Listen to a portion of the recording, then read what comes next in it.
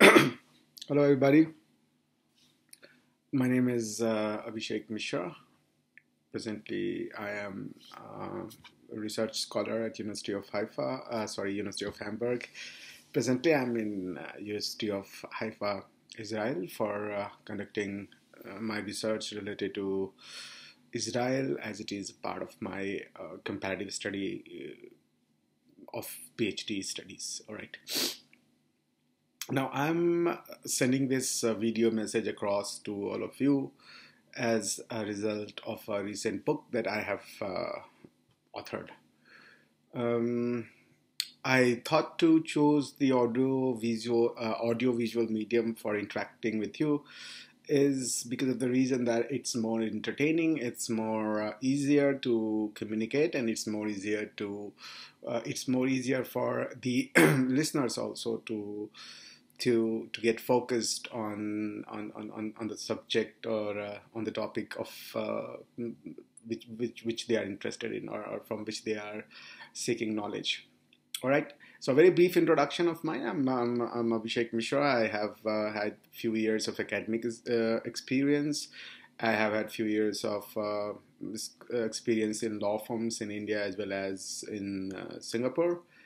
That's about me. Now, I was contacted by Law Mantra, and Aditya is a good student of mine, I would say, a very nice chap.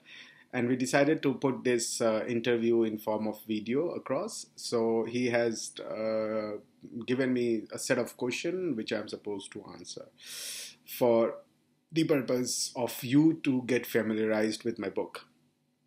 The name of the book is Indian Capital Market: The Legal Regime.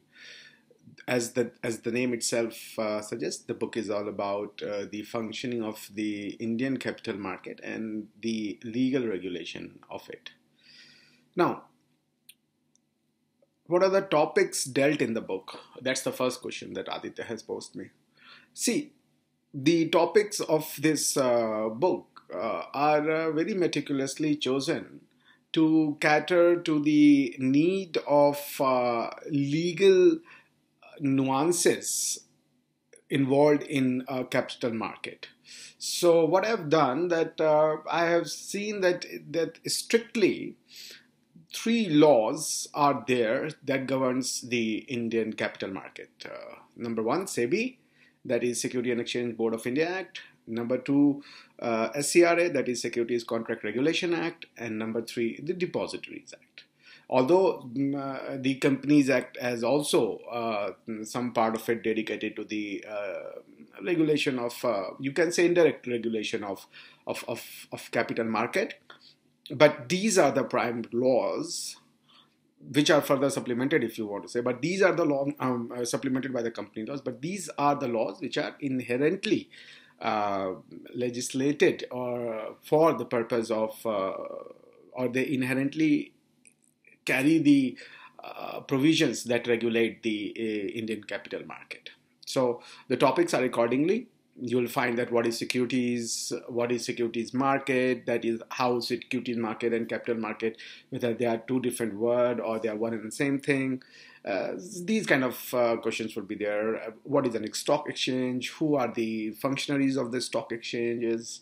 Second question is that other topics are that how is SEBI appointed, what is the board of SEBI, what is the SEBI appellate tribunal, what are the provisions for someone who defaults in the dealings of securities and this and that.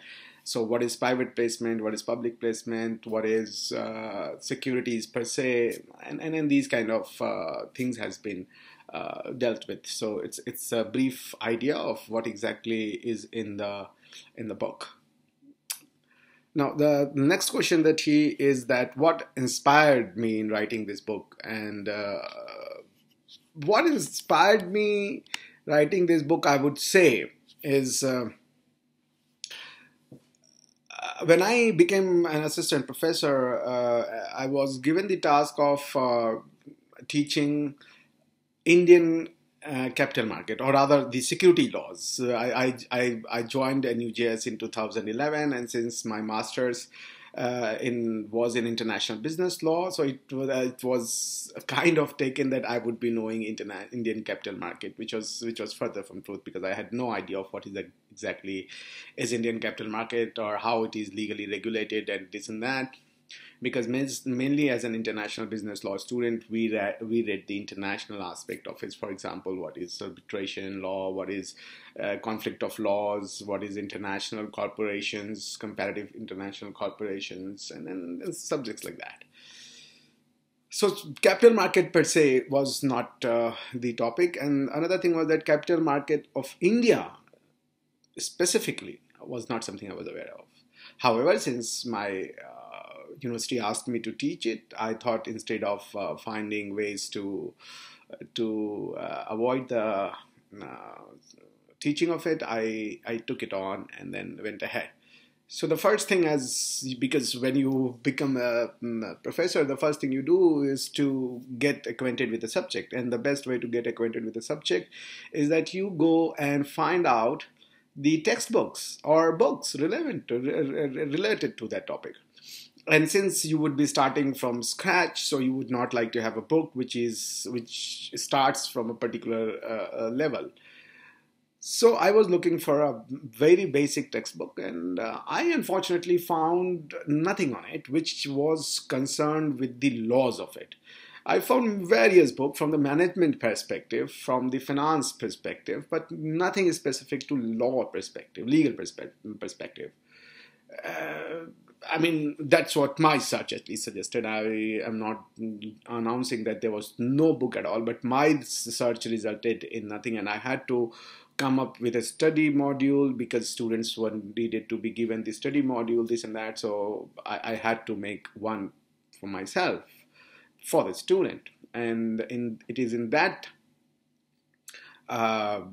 struggle of mine to first get acquainted myself with the subject, that I found there was nothing which can equip me with the basics of it, and then can take me into the length and breadth of the subject. So that's the first inspiration for writing this book, because as an individual, my area of interest is not at all in capital market. But since as a lawyer you understand all the laws, because all you need to know is the basic provisions in the Bear Act, and then the factual aspect of the transaction. Transaction means any factual happenings, and then you simply tend to apply the law. So the principle and the basic concept was very clear. So I didn't have much problem in understanding the legal aspect of it. Maybe factual transactions, since I have not seen it, the intricacies involved or the nature of the instruments involved, so I would not comment on that. But legal aspect, I knew that by looking into the laws that govern it, you can very well have an idea of what exactly the area is all about. So I found nothing, and just Bear Acts and some cases here and there which I started searching on. And this is the reason that when I decided to write a book first, I said not to write something that I know and I would love to write. For example, my next book I'm planning to write on the international order and all these aspects. But I wrote this book so that other students or other newcomer into the legal fraternity would not face a problem to teach at least student to at least have the basic grasp of the subject, to equip the student to go and take on the challenges of capital market. So that's the book all about. That's the inspiration at least all about. I think another question is that will the book drag the interest of the readers? I for one believe that the book is very important for those who are interested in working in law firms. And one must not generalize the term law firm. Law firm is an association of persons basically who practice on various fields. And one of the fields are capital market. I mean, if you're working in a law firm, you may very well be related with the real estate side of it, or arbitration, or contract formatting, banking, whatever it is, whatever your practice area is. So it's not like you going to law firm and then you have to study the capital market. No, but since capital market is basically practiced by various law firms, they look into the aspect of not only law firms. There are other agencies such as merchant bankers and other financial institutions, those who performs the various activity related to law firm, related to capital market. This book would be all will come handy to them. Those who are beginner as a student, not only as a student, those who are beginning their career in the law firms or in these kind of financial institutions where they think is capital market is going to be their area of practice. Similarly, the students of CA, CS management, they all find it's interesting to know the financial market or capital market of India and its regulation. Now, when you say financial market, it's a huge word because finances are basically needed by the state parties as well as the individual, which is private. So, for example, if the government of India go for financing itself, that's a different aspect of it.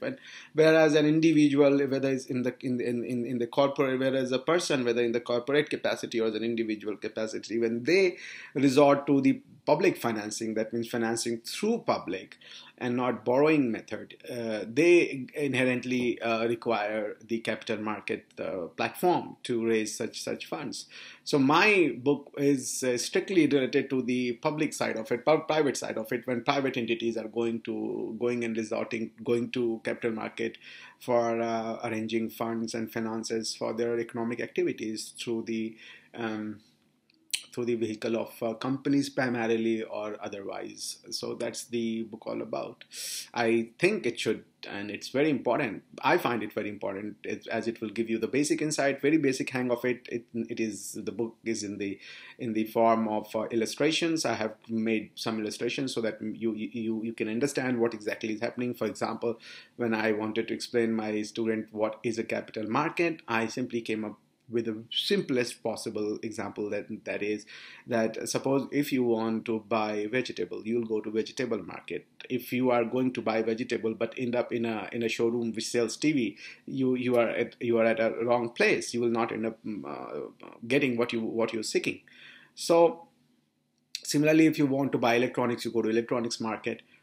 Capital market is capital market because only those people go there who are seeking capital, and capital means the money which they are seeking, not for their purposes of personal spending but for the entrepreneurial purposes, for making business out of it.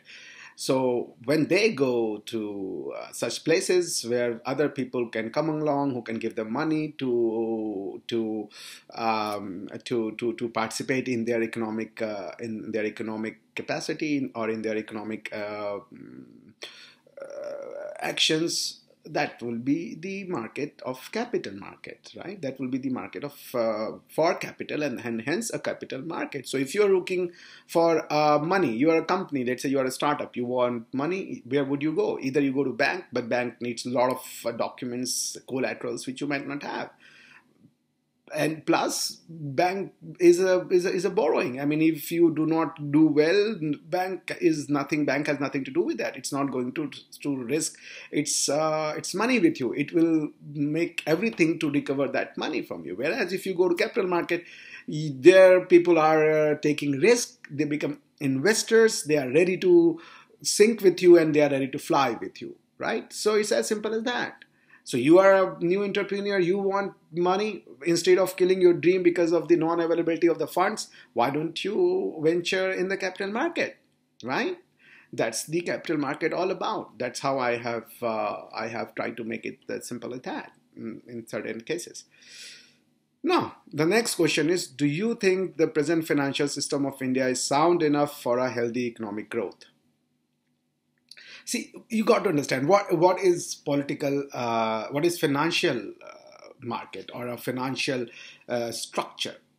See, as I tell, finance simply means to arrange money. And you use the word capital because money is something that you use for leisure purposes, and out of which there is no return expected. It's an expenditure. So same 100 rupees, if you go and spend it in a hotel, is an expenditure, but the same 100 rupees, if you go and buy an equity or a debenture or a mutual fund or anything, it becomes a capital, because from that 100 rupees you are going to earn some rupees further on it, right? So it's no, though it's no more there, but then do you have a document saying that you have given 100 rupees to us, and we will be giving you benefits that arises out of your investment in that form. And this document that says all this is called instrument. The money that you have get is a finance for someone, is an investment for you, but finance for someone, because that person was looking for a business activity, right? So financial structure, I mean, there can be various kind of financial mechanisms to raise capital and to raise money. Therefore, you need to be wary of those Ponzi schemes, those scoundrels in the market, those who will simply come by your home and they will give you very flashy dreams about their project and say that you invest. Your friend can come down to you and and say to you that, look, I have this business plan, this model, that model, and then therefore I'm willing to start this thing or participate in such kind of activity. Would you like to come along? And you might simply, if you trust him, you might end up losing some of your money, right? Because if that person is a fraud, you end up losing your money. How would you trust that person? And since it's a capital market, means a businessman is asking people to give him money. Let me give you an example how simple this is. Another illustration in my book. Let's say you want to raise 100 crore rupees. For 100 crore rupees through banks, you need 200 crore rupees of property as a collateral, plus guarantor, plus so many other things, right? And so many checks of the banks and cushions and this and that. Another way is that you go to the people of India, right? And you say, I need 100 crore. I'm making all of you a partner of my business activity. My share, each one can become a partner of this enterprise by buying shares. Share means they become a kind of partner, right? You are not using the word partner because of the legal obstacle, as the Partnership Act restricts the number of partner that are possible in a given firm, which called itself partnership, right? So unlike that, a corporation, you may have n number of partners, provided it's a public company, of course, public limited.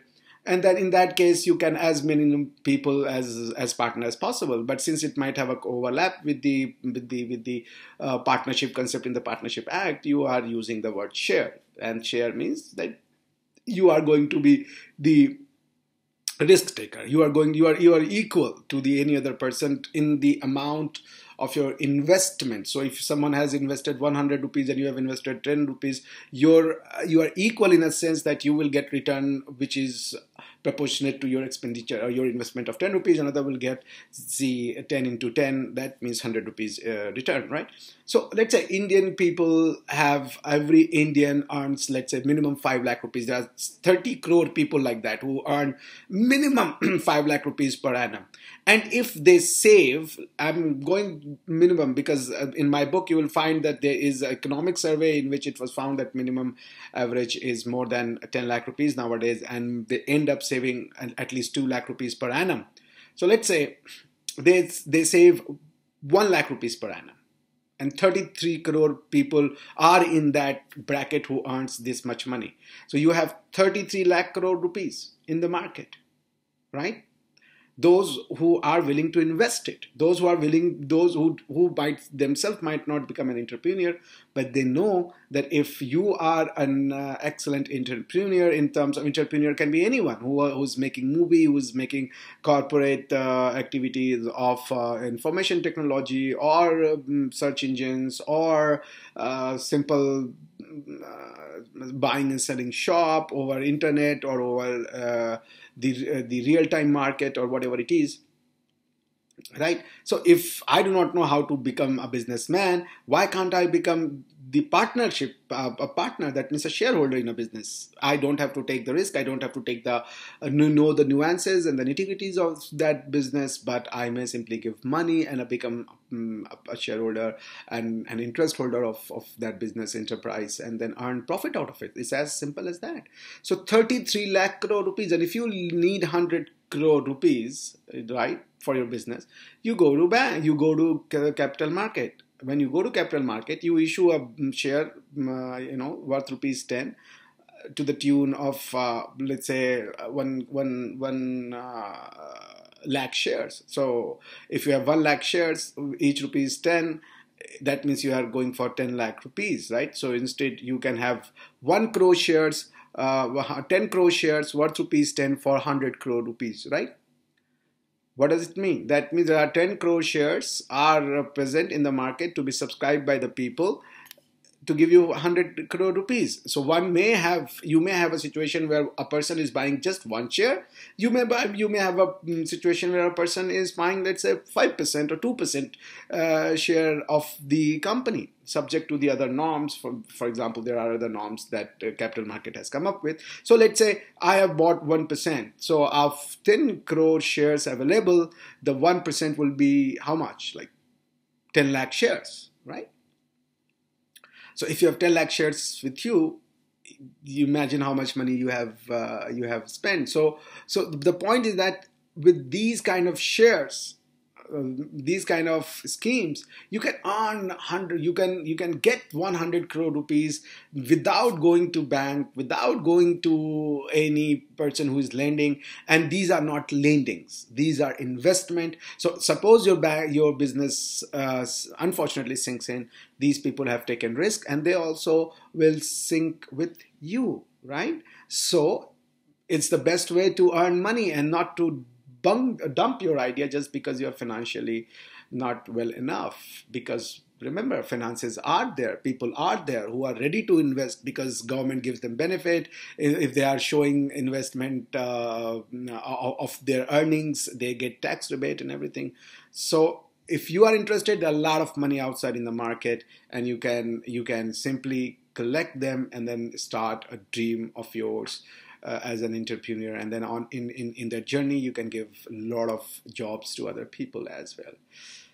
So given this, the nature, the gigantic nature of the Indian financial market, the structure is given the financial opening now, the reforms that took place or started at least in 1991, the financial structure in terms of availability of finance, access of markets by the entrepreneurs and by the investors both, are definitely improving. I would not say it's 100%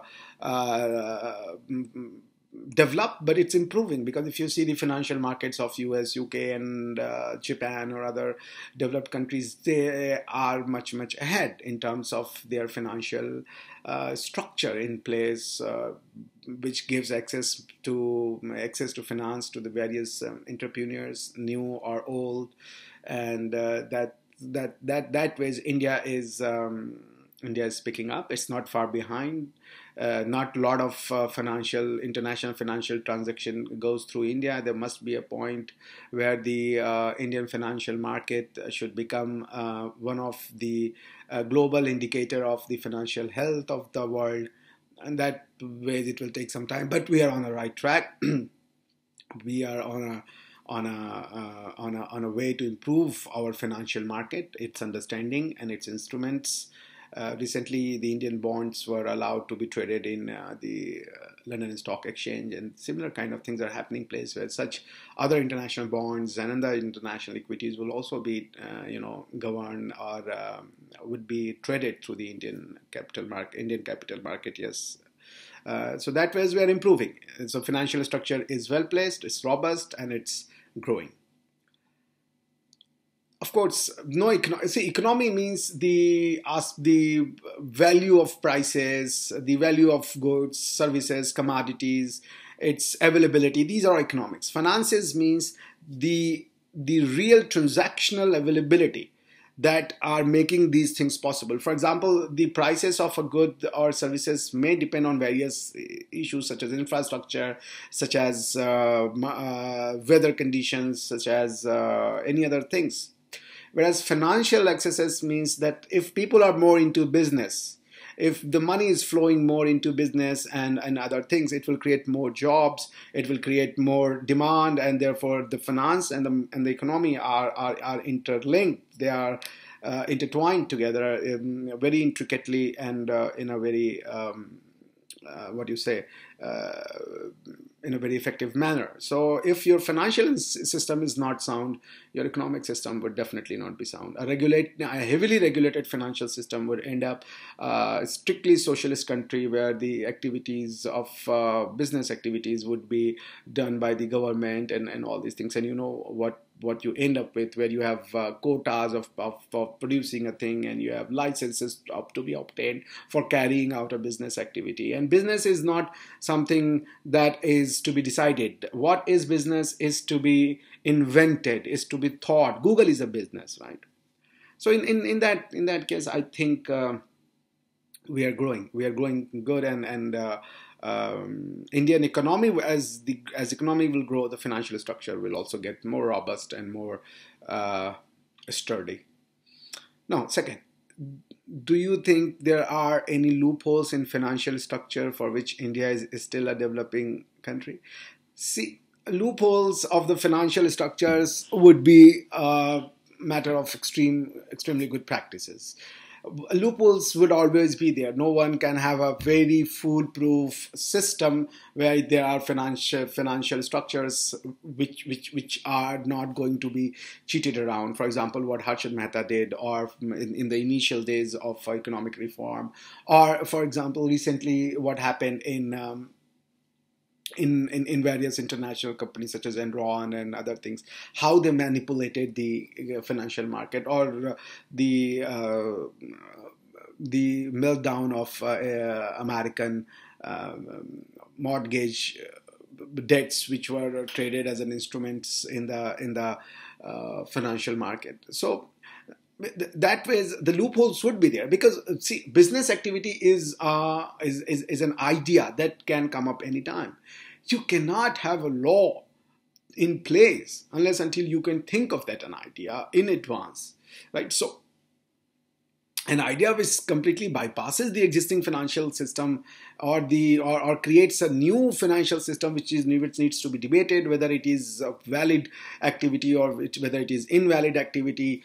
For example, we have recently seen a debate in the public where Robert Vadra's transaction of land deals were in question, whether it's a grab or it's a deal or it's a transaction, whether he should be considered as a private person or a public person with an influential identity. This is all a matter of debate, right? One cannot simply take a so you cannot have a financial structure which is always foolproof, because one fine morning a person will come up with an idea which you perhaps would not be aware of, and unless until you will learn those ideas and their impact on the financial market, you will not be able to regulate it effectively. Therefore, it's an ongoing process.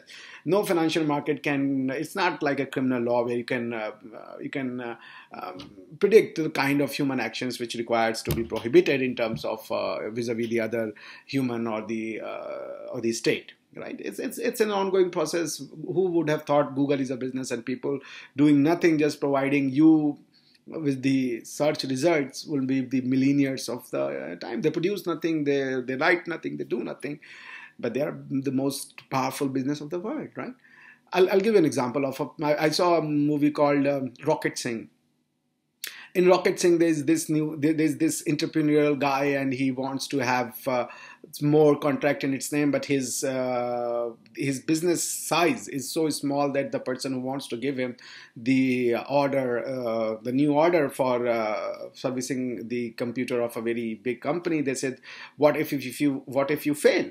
So in that case, the person says, see, I get money from XYZ every first of this month, every first of a month, right? What I will do, I will route that money instead of me to you, that this money will now have an encumbrance in favor of you. And if I fail to do my job, this money will be lapsed not in my favor, but you can take it. And if I successfully perform the contract, I get the money, and also I get to retain my money. So this is the kind of structure you can come up with. Now, if suppose this person who was promised this money that is bypassing the real owner to him, and if he goes ahead and trades it in the financial market as saying that there is a value of it and this is a security, you can take it, you can buy it, and I get out of it, you can take the money from that person.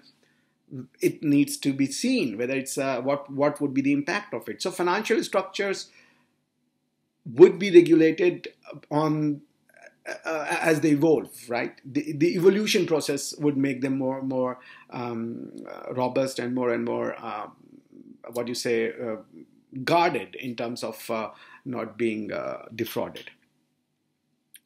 So there are a lot of loopholes. One cannot point out what exactly are the loopholes, and it would only be learned over a period of time. Now, the next question is that how did the schemes of liberalization, globalization, and privatization help the Indian economy? See, I'll not take much of a time. It's already 30 minutes. See, the globalization and liberalization and privatization was what? You got to understand that. Liberalization simply means if I want to do business, what should government has to do with that? For example, a few days ago, a person met me in Germany. He wanted to open a company. Why he wanted to open a company? Because he got a job in the German company, and he learned that in Germany you can open a company in one day. And there are some benefits in terms of taxes. Individual taxes are higher than the corporate taxes. So what he did, he told the employer that I'm going to open a company, and the money that you're going to give me, instead of me, give it to the company and hire the company as your employer, or give the work that you're going to give me to this company, and I'll perform the job. The employers were fine. They said, all right, see what we have to do. We have to give you every year 1 lakh euro, and whomsoever we give it, we don't mind, right?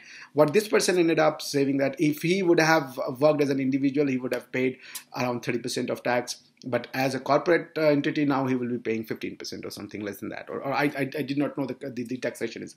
But he ended up saving a lot of money. So this is what liberalization is. That means if I want to, the problem is that when I say the word job, many of us will end up thinking, okay, job means a place where I will sit 9 to 5 and at the end of month I'll get a salary. That's the job. Now, various software firms, what they have done, they said don't come to offices because we don't have spaces. We have to maintain electricity. If you can do your work from home, do it from home. Why do you come to home? Would you call that, in the traditional sense of job, it will not be a job. Right? Job simply means any activity which gets you money. If we get this simple idea replaced by the existing idea that job can be performed anywhere, it doesn't require an office space. It doesn't require you to get up 9 o'clock and go to the office and then only come back at 5 o'clock. Job simply means any productive activity of a human being which is paid in terms of money. That is, his value of labor is paid in terms of money, right? So in that way, liberalization was very important, and you have seen the changes. India in 1991, it's a historical record, was a failed state, economically failed state, right? You were not in a position to pay your debts, and then what options did you have? It was not that you hadn't to choose. If you would not have done that, the other method that you have chosen had already failed you. If you would not have done that, it would have been a major collapse of a country in terms of economic sense. When you say a failed state, it is not only failed in terms of politics and society, can be also a failed state in terms of economy, which India would have been. Liberalization saved it. And today, the Indian saga, that means the India is going to be the world economic engine, is because of this liberalization. Liberalization means the laws which were placed on your head before you could do any commercial activity were lifted. That's called liberalization. No, globalization what? Today, India is seeking FDIs, foreign direct investment. It means if people have money outside, they don't have. Why can't we think of this age-old notion of sovereignty, which means the territorial walls kind of thing, where one person cannot come to the another foreign jurisdiction just because he is a foreigner. No, if people have money, they should be able to do business anywhere. Gone are the days where an East India company would come and then they will make you a colony. That's not how the international legal order exists today, right? The Bretton Woods was, if the United Nations created an international political order with the legal aspect of it, the Bretton Woods attempted to constitute the international economic order, right? Where you had World Bank, you have International Monetary Bank, and Reconstruction and Development Bank, and all these things. So globalization is inevitable. People have money, they will, because India was globalized even when it was socialist, right? From where were you getting your weapons? Were you producing those weapons in your home? No. So the point is that globalization means if the funds are available with the persons who are not technically Indian, you simply allow them to come and business in your activity. And it is both ways, inward and outward. So you can also go and do business activities outside. Privatization, simply, it's a part of liberalization. Liberalization means you lifted the regulation, the laws. For example, if you wanted to produce, let's say, steel, only 1 ton per annum. That was, let's say, an example. So liberalization say, okay, you want to produce, it is for you to decide how much you want to produce. If there's a market demand, this and that, no. Otherwise, we have nothing to do. So the laws which restricted you with all these things were lifted now. And privatization means business of government should not be the business. It's the best thing, right? While the government was making all kind of things that it shouldn't have. It was giving phone connection. It was giving people dalda and rath and rationing and all these things. I mean, it was doing so many things which government shouldn't have done technically in the initial days. Education, for example, was strictly the governmental enterprise, and no one else was allowed to interfere in or to participate. Now, privatization means people are going to. The idea of governance is changing. Today, there was a time when the government meant exclusively state. Today, government means public and private partnership.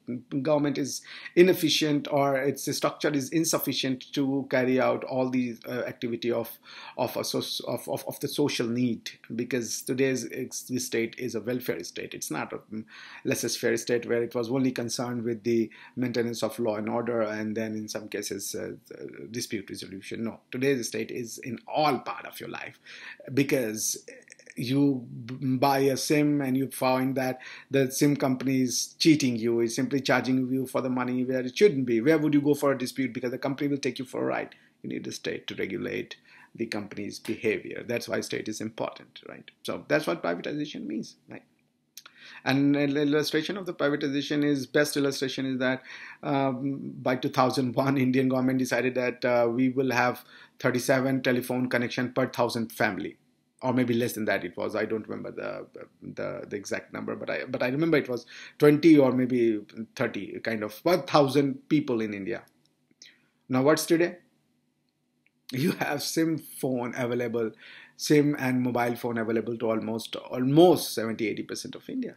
1 billion phones were produced. For whom these 1 billion phones are being produced? Because they are consumers. They could have access. So this is what privatization does. You might not have the electricity, you might not have a charging point in a village, but you will see that Vodafone and Samsung's phone would be there, serving them the services of talking over phone, because that's how the private person works. They have the deepest penetration. You might not have electricity to refrigerate your Pepsi, but Pepsi would be there in a remotest possible village in India. Pepsi or Cola or any kind of private enterprise. That's the power of private enterprise. You cannot simply discount it in its role in the economy. Now, the next question is, do you think technological advancement and its implementation can become a game changer for a sound financial system of our country, and how?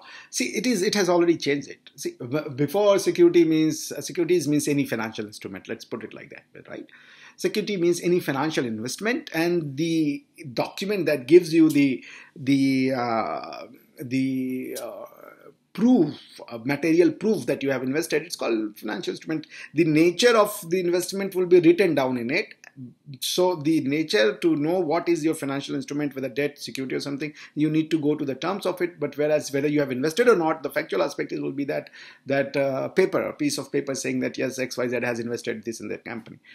Now let me give you an example. Some 15 years ago or 20 years ago, as when we started our first year program of law in 1999, I distinctly remember we were asked, I handwrite my what you say, this project that we are supposed to do as a law student, right? Because that's what the thing. 10 years before me, it was, people would not have been thought, or people would not have thought that they would be doing their project on computers. Today, can you imagine you handwriting your all the projects? No, no one does that. So the material form, the act of writing the projects are still there, but the material form has changed. So similarly in the financial market also, when you invest in someone, you need the factual proof that yes, you have invested and there is some physical proof of it. Now that physical proof had changed into digital proof, right? That means now it is digitally restored that Mr. XYZ is an owner of this share or this and that, right? That's what, like any other sector in technology, has heavily changed the way it used to function. The basic function remains the same, right? That means the financial activity of an economic nature. Whereas the way it was done completely changed. The cricket of 1960s was different. The cricket of 2016 is different. You have 2020 format. Before they used to play 100 ball and 10 run, and they were supposed to be great. Today, if you play 100 balls and make 10, I mean, your generations would not make it to the cricket team, right? That's how things have changed. But the game of cricket has not changed, right? It has remained the same, but the way it was done has been changed. In the same way as the financial market, because of the technological advancement, it has went through a sea change. Now there is no paper of shares. You have digital forms of shares. You may get the paper also, it depends on you, but it's mainly in the digitally stored manner. You don't have an outcry system where people are saying, okay, this is the share, this particular thing is for 10 rupees, 12 rupees. No one is shouting. You have automated display of the prices and the shares and the ups and the downs, so you can know all these things. So yes, it has changed a lot, and it will keep on changing more and more, right? Because there are various kind of capital market transactions takes place. So yeah. So answer is yes, technological advancements has brought a lot of change, a lot of transparency, real-time transactions. Before it was take 15, 20 or maybe a month or 2 months to clear your payment. Today it may take place in just a jiffy. So it's same for the subscription. You don't need to go and pay in hard cash. You simply subscribe to your internet banking or through your Demat account and all these things. So it has changed a lot, and you need to regulate it now more digitally than the physical real-time world, right? So it is a game changer. It has already been a game changer. It will connect the world more and more, and the nature, the pace, the efficiency is all improved, right? Now the next question that he has asked me is that how do you think the interest of the investors can be protected, and how they can trust the private and public sectors and invest a good amount of capital in the business? See, it's a very deep question, but see, trust me, as I told you in my very starting point of my presentation, that when you say investors, because they are gullible. My mother can be an investor. She doesn't know anything of capital market, but she has 1 lakh rupees she wants to invest so that she can earn. Now I can go there, give her a flimsy and rosy dreams of a project that I'm doing, and then simply take her money and then pay nothing. And what can she do at the end of the day? So yes, the investors are of my mother's nature. Majority of them are like my mother's nature. They do not know anything of capital market. All they know that some chartered accountant would say that if you invest if you make an investment, you would end up saving some money. So earlier it used to be Kisan Vikas Patra, National Bima Patra, or all these kind of investment schemes where it was only in the government sponsored investment schemes you used to. And today you have a lot of them. You have collective investment schemes, for example, Sahara kind of thing, where a person goes and collects from every household 10 rupees every month, 10 rupees every month, and then 5 years after its completion, money is given. So instead of, taking huge amount of money, you simply pick on small savings, and then that small savings can make you Sahara, where people simply pool in a large number with their investment, and then because of the huge number of the people, the size of capital becomes the huge. So there are of course people, cons would be present in the market, and they needs to be regulated, and that's why you'll find the Security and Exchange Board of India, SEBI, has introduced various layer of scrutiny before one can go for accessing the public money, right? And Sahara versus SEBI case is an interesting case, in that Sahara came up with three kinds of bond with a different maturity time, but essentially the bonds were just 10 lakh rupees, sorry, 10,000 worth rupees 10,000, right? So they issued for 5 years duration. So they issued it to their own people, their own Sahara family, and they said, you buy it, and at the end of 5 years, let's say we'll give you 1 lakh rupees or 50,000 rupees or whatever it is.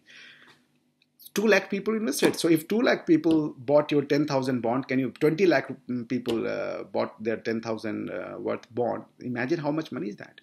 20 lakh into 10,000. That was the money they raised.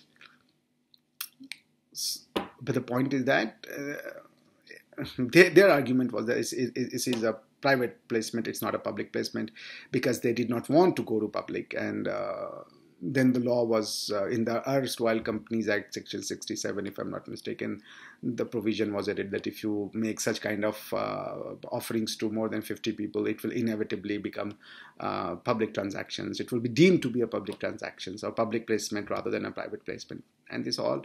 So you will have these kind of problems where people are ready to con you, right? Where people will come with various schemes, various ideas, and you will be tempted, right? Simply because they will show you a rosy dream that I'll give you this much money back, that much money back. And in that says investor must be protected. Now in that, SEBI has come up with various activities. For example, SEBI and also the Government of India, for example, Companies Act provide for the Investment and Education Protection Board. It has constituted IEPF board. SEBI, under its regulation, has constituted Investor Education and Protection Board, where the stock exchange has constituted within its functioning aspect this kind of Investor Education and Protection Board, where if the money is due, they do not take the money goes to a particular account, so that when they get a sense of that their money is due, the monies can be paid to them. No one can misuse the money, and all these kind of things. Education, such as what are the risks involved, whether they should invest in a particular scheme or not, whether can they gather the information of the scheme that they are willing to scheme here, not only in the sense of this thing. Scheme is investment rather, that anywhere where they are investing in a scheme, in equities, in debentures, in mutual funds, or whatever it is, they must know that what are the risks they are taking, and how it can affect their investment. So a lot of such things are being done, and I believe it is productive. Now, the next question that he has asked me is that in what ways legislative intervention is necessary in capital markets? See, it's basically an executive action. That's why you will see, and when I say an executive action, the SEBI Act, SCRA, and all these, and depositories, they have given, there are two sets of regulation that takes place. One is by this, even under SCRA, it has empowered the SEBI to regulate the matters falling under the SCRA Act. And SEBI, when it learns from its mistake, it comes up with a regulation, and then that regulation simply now fulfills the gap it has, the unawareness had caused, and by its mistake, SEBI has learned, and then that's how you see number of regulation being evolved. So legislative intervention has been there time and again. SEBI Act has been amended. For example, when there was, and in my book you'll find that how the collective investment scheme came up with a huge threat to the to the investors. And once what happens, if the investors are afraid, they will not go to capital market. No? They will then start digging a hole and put their money there. Maybe it's eaten by the the muck or whatever it is. They will not go to capital market. So their emotion needs to be checked. Their emotion needs to be confidence and morale needs to be safeguarded. And therefore, it's very important for the SEBI as a regulating body, and the government as legislative body must be on their toes to regulate it. So legislative interventions are done. CIS is an example. Collective Investment Scheme, whole Section 11AA was added to SEBI. Time and again, there are amendments done in SEBI Act, in SCRA Act, and all these things, all these acts. In addition to that, legislative acts are basically fulfilled by the executive action or the administrative actions of of lawmaking in forms of regulation by the SEBI board. So I think legislative intervention has been done, and whenever it is required, which cannot be done by the board within its power of regulation making. It may be challenged. You'll find in my book there are various cases in which it was challenged whether SEBI, by making such a regulation, is it not transgressing its power under Section 30, and whether is it constitutional or not. All such cases are dealt with in my book. So yes, legislative interventions as and when required must be done, but as I told you, it's mainly the regulating aspect that is done, and SEBI is adequately empowered to take measures in that regard. How do I think capital market will boost the Indian economy? It's not for me to think. It's everyone knows. As I told you, economy is demand and supply, right? Price of money. That means if 100 rupees is there, what is the value of 100 rupees? Where is the worth of 100 rupees? That's the economic aspect of it.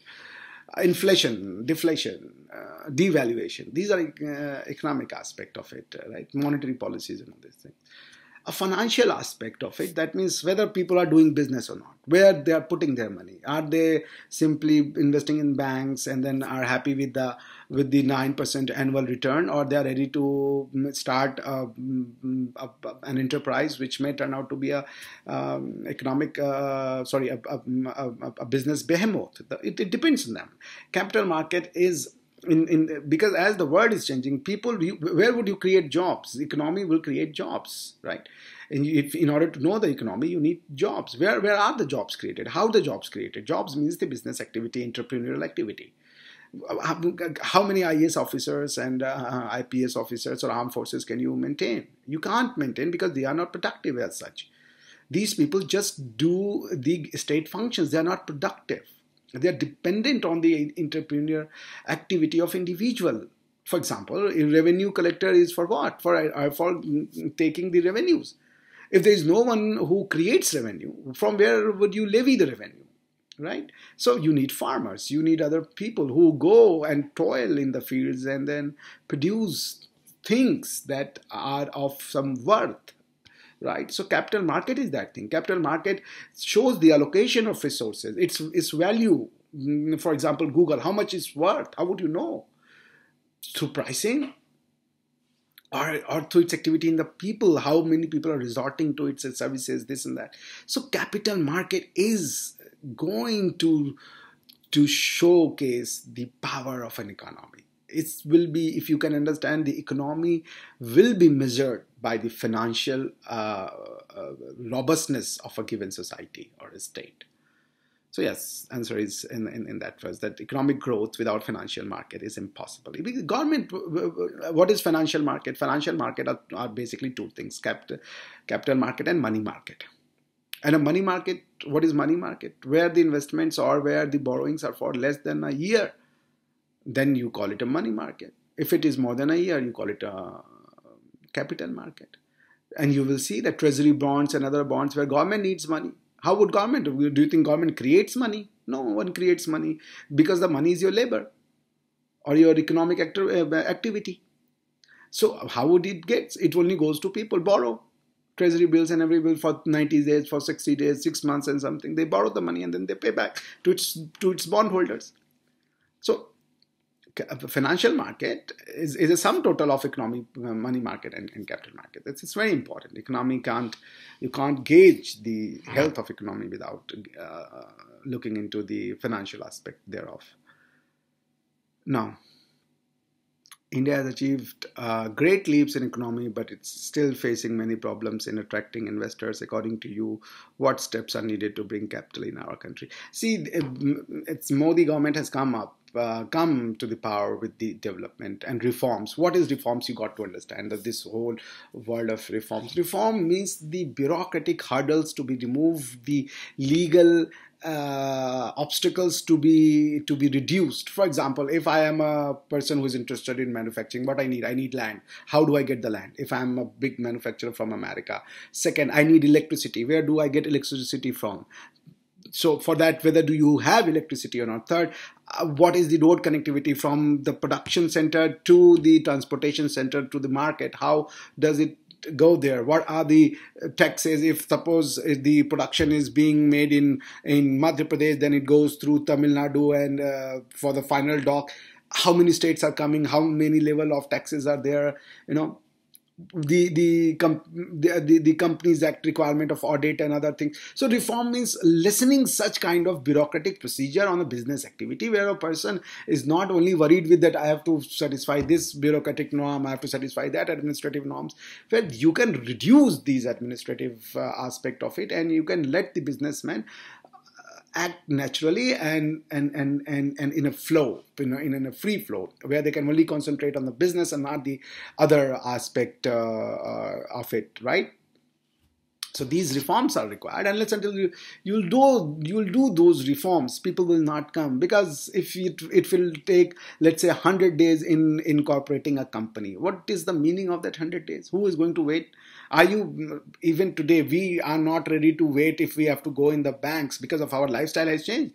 Our parents used to be in the queue for half an hour just to get their salary, or maybe 1.5 hours, because it's huge salary. It's the first day it has come to the bank and they are going to, take it out, because they have various things to fulfill with that money. Can we imagine? If we have to even stand in front of a bank for 10 minutes, we'll be crazy. We'll go mad. Our behavior with the banking officers will be different today, because we are not used to that. So similarly, if the government wants the investments to come in, you need to create such an environment. Environment means where it is business friendly. You can in Germany, you can incorporate company in 1 day. How many days it takes to incorporate a company in India? These kind of questions you need to answer. How many taxation authorities are there? How many clearances authorities are there? How many paperwork you have to submit? All these things needs to be curtailed. The more you curtail the business bottlenecks, the more investment will come. It's simple as that. Because India is attractive. You have huge skill of labor. You have good human being skilled, I would not say, because they are working on it and all these things. So India has everything. You have everything which is attracting the investment. What you're lacking is those reforms, and those reforms will come eventually, I believe. So that's my answer. What steps needed to bring capital? I told you the steps. Whether SEBI has been successful in improving the function, it has been fairly successful. It's learning, and the thing is that if you have a bureaucrat, let's say, who is an IAS officer, and he becomes the SEBI head, he will take some time to understand the capital market. Are they teaching capital market when a person who goes to become who gets a training in bureaucracy or something? I don't know. I have no idea. But if they don't, they need to, because the nature of governance and the requirement of it are changing. So it needs a hell lot of changing in the attitude of the people, because capital market is going to be the most crucial aspect of the state. So SEBI has been doing fairly good job. It has learned from its mistakes, and as I told you, the nature of the job is that it will only improve by making mistakes. So if more mistake it does, and more learning curves will be there. So don't get afraid of SEBI's failure sometime, because that failure is a healthy sign of it's going to learn something new. What are the instruments being used by companies to raise resources from the capital market? There are various, as I told you, the primary resources that you can see in the Companies Act or in the SEBI's Act definition, which is called securities, such as debenture, such as equity shares, preferential shares, mix of it, debenture convertible into equity, equity convertible into debentures, or, preferential shares. My right kind of instruments are there that they are resorting to in order to levy the finances through capital market, and these are called securities. So what is securities? You will read in my book and you'll find I've defined what is securities. I mean various cases and things, what amounts to securities. So that these are the instruments, any instrument that they use to raise finances, it's called securities, and that's how they are resorting to it.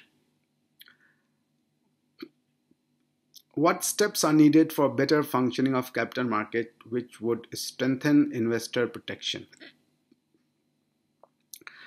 Needed for better functioning of capital market, strengthen investor. See, better functioning of capital market is not to be assumed, not to be, as I told you, I have not seen how SEBI functions, but I believe they are doing fairly good, and there are various bodies who are involved in capital market. For example, stock exchanges, sub-brokers, brokers. So it's a question of a mix. The state is involved in form of SEBI. Private individuals are involved in terms of being brokers, sub-brokers. Financial institutions are involved in terms of merchant bankers and other things. So it's the humdrum of many people and persons. So it requires ethical and moral issues as well as legal issues, which, because even if SEBI is very efficient, but if the people who are into it are not moral or not ethical, are not honest. For example, let me give you that if you go to a lawyer, he takes the money, but he doesn't file the case. What will you do? Is it the fault of Indian judiciary? Because a judicial system would include the bar and bench both. If the bar has immoral lawyers, what can you do with that? Would you blame the judiciary for that? Would you say judiciary as an institution to be made liable? There are so many things. So given the number of people involved, it will always be a tough task to strengthen. The best thing is to train them, to sensitize them that how someone invests their money of hard-earned money of life. They have sometimes some ambitions. For example, and I came across a very interesting case in which a person invested in a bond so that in the name of his daughter. The daughter was at that time 5 years of age. The bond requires 15 years of maturity, so he thought by the time she will be 20, he will have enough money to sponsor her education.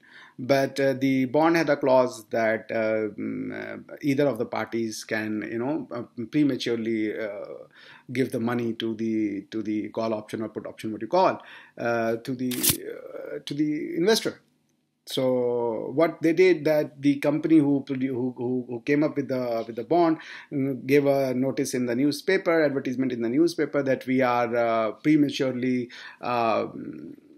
maturing the bonds, and everyone should come and collect the money. The person, he didn't realize that, he did not read the newspaper, and after 20 years, when he went to the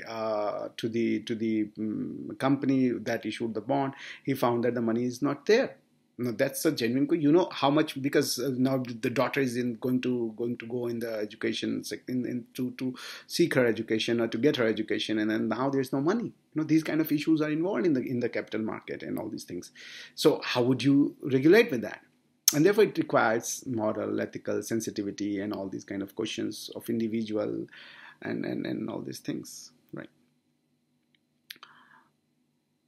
How do I think the book will be beneficial to the law students? Law students, as I told you, that law students who are interested in knowing the nuances of capital market from scratch, and not going into a law firm where you're where your what you say partner gives you a random work of finding out the what is the rule pertaining to outbound capital investment from India, or inbound, where you simply work on an assignment and you cherry pick one aspect of it, you learn and you think that that's the capital market, whereas it's not. So in order to have a systematic and a scientific understanding of the capital market, this book takes you from the very basic level and then graduates to a certain level of maturity. So I think in order to have a systematic, scientific, basic, and fundamental understanding of the capital market, this book would be extremely useful, not only for the law student, but for all those who are related or interested in the capital market, such as CA, CS, MBA, and other practitioners from that point of view. So with this, I'll end this presentation, and all the best. I hope you read my book, and do not forget to give me your what do you say, feedbacks, because I wrote this book in a very short, as I wanted to fill the gap for my students and for others, people like me who will become professors and will find no book to learn the subjects for themselves, and the law practitioners and other people. So do give me your feedback. Thank you very much. Enjoy the book. Bye bye.